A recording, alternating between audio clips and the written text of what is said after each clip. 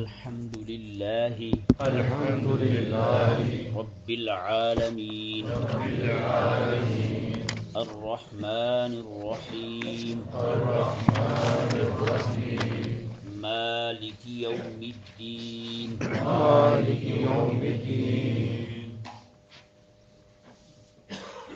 یہ سورہ فاتحہ شریف ہے، اس کی پہلی 3 آیات مبارکہ ہم نے پڑھی ہیں۔ اللہ تبارک و تعالی نے ارشاد فرمایا الحمدللہ، تمام تعریفیں اللہ تبارک و تعالی کے لیے ہیں، رب العالمین، جو تمام جہانوں کا پالنے والا ہے۔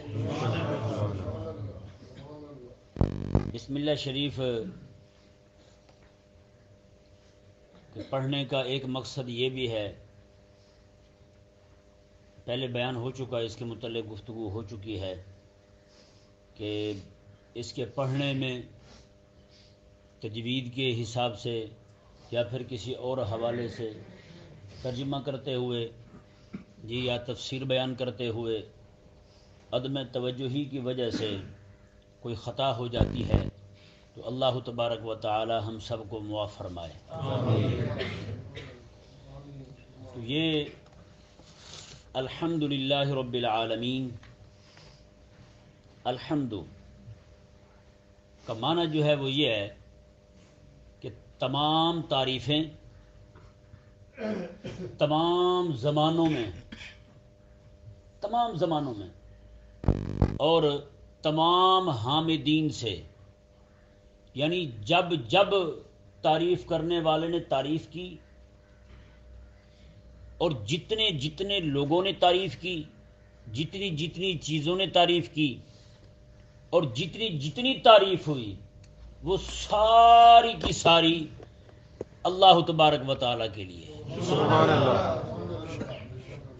تمام تعریفیں تمام زمانوں میں تمام حامدین سے، تعریف کرنے والوں سے، وہ ساری کی ساری خاص ہیں اللہ تبارک و تعالیٰ کے۔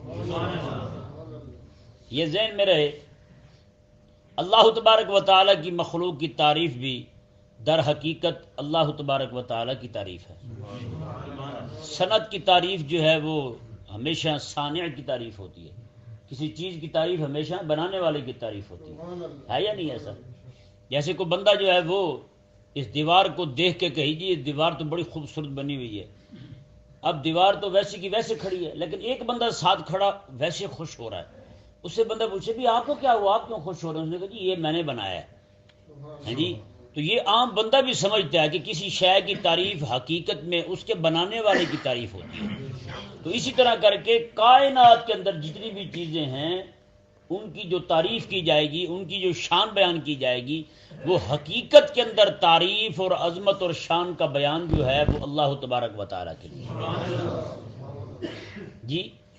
جس طرح کریم آقا صلی اللہ علیہ وآلہ وسلم کی عظمت اور شان بیان کرنا، کیا خیال ہے جب حضور کی شان بیان کریں گے اللہ خوش ہوگا یا نہیں ہوگا؟ جی آقا علیہ الصلوۃ والسلام کی جب نعت شریف پڑھیں گے، ایک امام تھے بہت بڑے بزرگ گزرے ہیں، امام ابو المواہب شاذلی رحمۃ اللہ علیہ، وہ ایک محفل شریف میں نعت شریف پڑھ رہے تھے، اس کا ایک مصرع تھا کہ محمد صلی اللہ علیہ وآلہ وسلم بشر ہیں لیکن بشروں کی طرح نہیں ہیں، حضور بشروں کی طرح بے مثل ہیں، بے مثال ہیں۔ اور آگے کیا کہا؟ انہوں نے کہا اس کی مثال ایسے ہے جیسے حجر اسود، یاقوت، یہ پتھر ہیں تو پتھر لیکن عام پتھروں کی طرح نہیں ہیں۔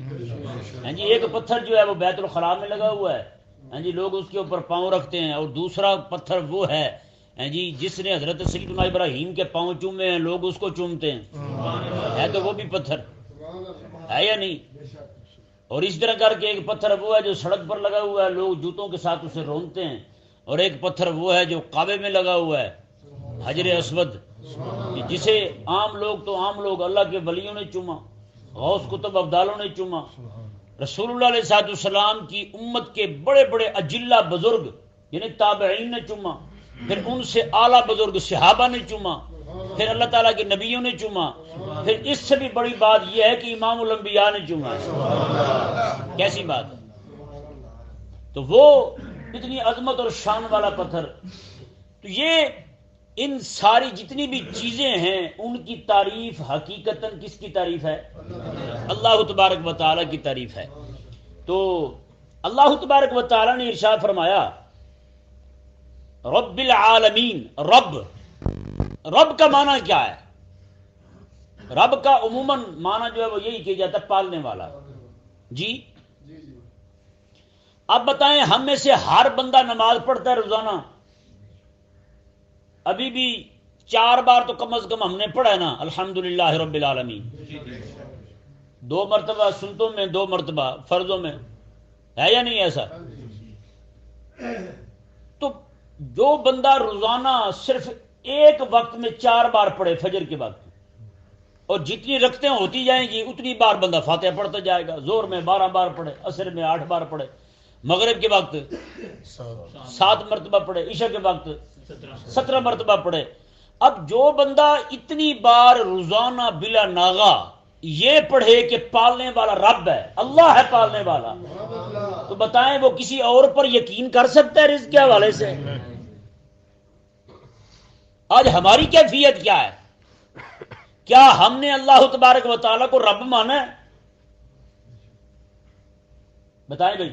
اب مثال کے طور پر میں کہیں نوکری کرتا ہوں، مجھے میرا جو افسر ہے، سیٹھ ہے، وہ کہتا ہے نماز نہ پڑھو، میں بھی کہتا ہوں ٹھیک ہے روٹی کا مسئلہ ہے، تو بتائیں میں نے پھر رب کسے مانا ہے؟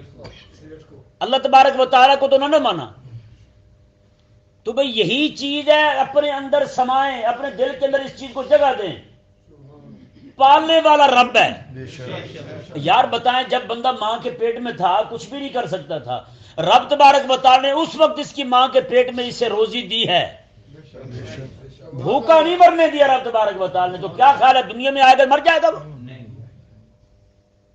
جب وہ ماں کے پیٹ سے باہر آیا، اس دنیا میں آیا، جی اس عالم رنگ و بو میں جب وہ پہنچا تو اس وقت اس قابل تھا کہ وہ کوئی چیز کما کے کھا لیتا؟ جب وہ بے بس تھا تو اللہ تبارک و تعالیٰ پر اتنا توقع اور بھروسہ تھا کہ اللہ تبارک و تعالیٰ عطا فرمائے گا۔ جیسے وہ بڑا ہوا، دانا ہو گیا، سمجھدار ہو گیا، علم حاصل کر لیا، اب اس کا رب کی ذات پہ توقع نہیں رہا۔ بتائیں بھائی، میرے کریم آقا صلی اللہ علیہ وسلم نے ارشاد فرمایا اگر تمہارے اندر ایسا توکل آ جائے جیسے پرندوں میں ہے، اللہ تبارک و تعالیٰ تمہیں بھی بغیر محنت کے روزی عطا فرمائے گا۔ اب بتائیں یہ رزق دینے کا ذمہ رب نے لیا ہے یا نہیں؟ جو کام رب نے اپنے ذمہ لیا وہ ہم نے اپنے ذمہ لے لیا ہے یا نہیں؟ وما من دابۃ فی الارض الا علی اللہ رزقها، جو بھی چیز اس زمانے میں اس دنیا میں چلتی ہے سب کا رزق جو ہے وہ اللہ تبارک و تعالیٰ کے ذمہ کرم پر ہے، رب عطا فرمائے۔ ایک پتھر کی بالکل بیچ میں، پتھر کے بیچ میں کیڑا پڑا ہوا ہے، جی رب اسے بھوکا نہیں رہنے دیتا، اسے وہی روزی دیتا ہے جی۔ تو پھر کیا خیال ہے یہ انسان اور رسول اللہ علیہ السلام کا ماننے والا، حضور کا غلام، رب تبارک و تعالیٰ اسے بھوکا چھوڑ دے گا؟ تو بھئی یہ یقین اپنے دل میں بٹھائیں، الحمدللہ رب۔ کبھی نماز پڑھتے ہوئے رکے ہم، کبھی ہم نے سوچے کہ ہم کیا چاہ رہے ہیں، زبان سے ہم یہ کہہ رہے ہیں اور ہمارا عمل جو ہے وہ کوئی اور ہے۔ اللہ تبارک و تعالیٰ کو رب مانے، اللہ تبارک و تعالیٰ کو رب مانے، بس۔ اس کے علاوہ کون رب ہے یار؟ اس کے علاوہ پالنے والا کون ہے؟ اس کے علاوہ دینے والا کون ہے؟ کوئی نہیں ہے۔ اچھا، جس چیز کے لیے رب تبارک و تعالیٰ نے ہمیں پیدا کیا ہے، جس چیز کا ہمیں حکم دیا ہے، وہ یہ ہے کہ رب تبارک و تعالیٰ کی معرفت حاصل کرنا جی، اور اس کی عبادت کرنا ہے جی، اور اسے یاد کرنا۔ اس لیے اللہ تبارک و تعالیٰ نے ہمیں اور رسول اللہ علیہ السلام کی غلامی کے لیے پیدا کیا اور آقا علیہ السلام کی عزت اور ناموس پر پہرا دینے کے لیے اللہ تبارک و تعالیٰ نے ہمیں پیدا کیا۔ اور آج ہماری کیفیت کیا ہے؟ سارے کام چھوڑ کر جو کام رب تبارک و تعالیٰ نے اپنے ذمے لیا تھا اسی کی فکر ہمیں رات دن لگی ہوئی ہے۔ کیا کریں گے، کیسے کمائیں گے، پیسے کیسے اکٹھے کریں گے، کیا کریں گے؟ بھائی کیا ہے یہ؟ اور رب تبارک و تعالیٰ نے پتہ کیا فرمایا؟ یہ آگے سنیں گے حیران ہو جائیں گے. رب تبارک و تعالی نے ارشاد فرمایا رب العالمین، فرمایا وہ تو سارے جہانوں کا پالنے والا ہے. تجھے نہیں پالے گا، تجھے نہیں دے گا، تو کیا ہے؟ اب یہ جہان کتنے ہیں یہ ذرا سماعت فرمائیں. سب سے پہلی روایت جو ہے وہ حضرت سیدنا عبداللہ بن عباس رضی اللہ تعالی عنہ سے مروی ہے. آپ فرماتے ہیں کہ الہ الخلق کلہ السماوات، فرمایا کہ سارے آسمان اور فرمایا کہ ساری زمینیں، ومن فیہن ومن بینہم مما یعلم ومما لا یعلم، آپ فرماتے ہیں سارے آسمان اور سارے آسمانوں میں جو کچھ ہے اور ساری زمینوں میں جو کچھ ہے، آسمانوں اور زمینوں کے درمیان جو کچھ ہے، اللہ تبارک و تعالی سب کو پالنے والا ہے، سب کو عطا فرمانے والا. اور حضرت سیدنا قتادہ رضی اللہ تعالیٰ عنہ سے مروی ہے، آپ رب العالمین کی تفسیر بیان کرتے ہوئے فرماتے ہیں، آپ فرماتے ہیں یہ جو جہان ہے، فرمایا کہ جہان ان کی کل تعداد جو ہے، فرمایا کہ یہ 1000 ہے. کتنی ہے؟ 1000 تعداد ہے. میں جن میں 600 جہان سمندر میں ہیں، 600 مخلوقیں سمندر میں ہیں، 400 صرف اس زمین پر ہیں. بتائیں یار، آپ تو بالکل سیدھے سامنے پھرتے ہیں، چلتے پھرتے ہیں، سارا کچھ کرتے ہیں، روزانہ 5 بار آ کے اس کے گھر میں حاضری بھی لگواتے ہیں. ہاں جی، یہاں بھی بندہ اسی کو ہی دیتا ہے جو سامنے آتا رہتا ہے. ہاں جی، لیکن جو بندہ یہاں رہے ہی نہ، بندے بھول جاتے ہیں. لیکن قربان جائے رب تبارک و تعالیٰ کی شان پر. ہاں جی، جو سمندر کی تہ میں پڑی ہوئی شے ہے یار، رب اسے نہیں بھولتا. تجھے کیسے بھول جائے گا؟ تو روزانہ حاضری لگواتا ہے اس کے گھر میں. سبحان اللہ. اور فرمایا یہ حضرت ابو العالیہ رضی اللہ تعالیٰ عنہ ارشاد فرماتے ہیں، آپ فرماتے ہیں کہ انسان جہان جو ہے وہ کیا ہے؟ آپ فرماتے ہیں الانس عالم، انسان جو ہے یہ بھی ایک جہان ہے پورا. والجن عالم، اور جن جو ہیں یہ بھی ایک پورا جہان ہے. یعنی سارے انسانوں کا ایک جہان ہے اور سارے جنوں کا ایک جہان ہے. اور آگے کیا فرمایا؟ وما سوا ذالک ثمانیۃ عشر الف عالم، فرماتے ہیں ان دونوں کے علاوہ 18,000 جہان ہیں. ان دونوں کے علاوہ. اور فرمایا کہ پھر جہان جو ہے فرشتوں کے ہیں. فرمایا کہ یہ زمین جو ہے ساری کی ساری یہ دنیا، اس کے 4 زاویے ہیں، 4 کونے ہیں. فرمایا ہر کونے میں 3,000 جہان ہیں فرشتوں کے. جی، اور فرمایا کہ ان میں 500 جہان تو وہ ہیں فرشتوں کے جنہیں اللہ تبارک و تعالی نے صرف اور صرف عبادت کے لیے پیدا کیا، وہ اور کوئی کام نہیں کرتے. پیارے محترم بھائیوں، حضرت سیدنا وہب رضی اللہ تعالیٰ عنہ ارشاد فرماتے ہیں ان للہ تعالی 18 الف عالم، میں بے شک اللہ تبارک و تعالیٰ کے 18,000 جہان ہیں. فرمایا کہ الدنیا منہا عالم واحد، فرمایا یہ دنیا جو ہے اس سب جہانوں میں صرف ایک جہان ہے. ساری دنیا ایک جہان ہے. تو بتائیں یار، وہ رب تبارک و تعالی جو اتنے سارے جہانوں کو روزی عطا فرمائے، اور یہ جملہ ہی کیسا ہے، الحمدللہ رب العالمین، یعنی وہ پالنے والا ہے. ہم پر بھی لازم ہے کہ اس کی تعریف کریں اور اسی کی تعریف کریں. ایک ڈاکٹر جو ہے وہ آپریشن کرے نا، صحیح بات ہے، آپریشن کرے نا، وہ 1,00,000 2,00,000 بھی لے لے گا.